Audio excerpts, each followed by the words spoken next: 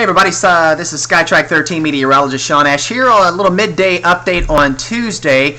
We've had an area of rain up to the northwest of Indianapolis. It's been impacting cities like Crawfordsville and Lafayette.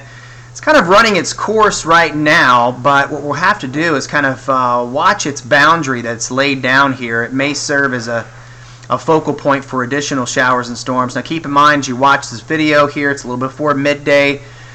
We've seen a decrease in some of the radar echoes, but still plenty of potential in the atmosphere to put down some locally heavy rain. I mentioned the boundary, and you can see it's basically this little line here of clouds. So it may serve as like a little bit of a front later this afternoon. So as we get into daytime heating, and we're expecting low to mid 80s, we may see storms kind of firing up along that front. So it's fair game anywhere in the viewing area, we believe, to see some locally heavy thunderstorms as we head into the afternoon.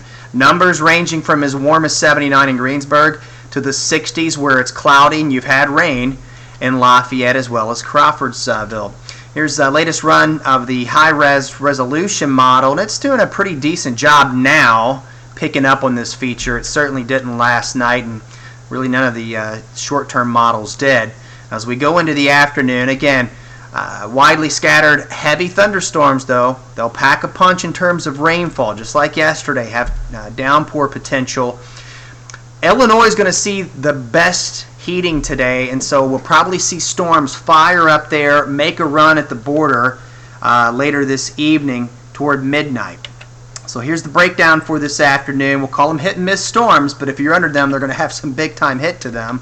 And then the Indians will wrap up their series tonight against Norfolk with the possibility of seeing some showers and storms. We're still circling tomorrow for severe weather potential.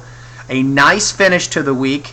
Back to storm action on Sunday, and I've got 2 shots of cooler air in the 7-day forecast. Now here's the setup for tomorrow. It's kind of a complicated forecast for Wednesday because it hinges a lot on what's going to happen tonight into tomorrow morning. Now models are indicating that there will be cloud cover and storms around in the morning. If that is indeed true, that will limit daytime heating, limit atmospheric instability later in the day to team up with what's a pretty potent storm system that's moving through the Great Lakes here. There's a lot of wind energy associated with it. But if we don't get much above the low 80s, maybe we stay in the 70s if we're in cloud cover, then that will really kind of limit the amount of severe weather we're going to deal with. However, that doesn't verify we do heat up. Let's say we climb into the mid, maybe even upper 80s. Then that's going to be a completely different ball game come tomorrow. We could have some strong to severe thunderstorms, and so we're going to keep that in play right now. We're not sold on the fact that we're going to miss out on this just yet. With or without storms tomorrow in terms of severe, we feel pretty confident tomorrow night, and before you wake up Thursday, we're going to have rain around.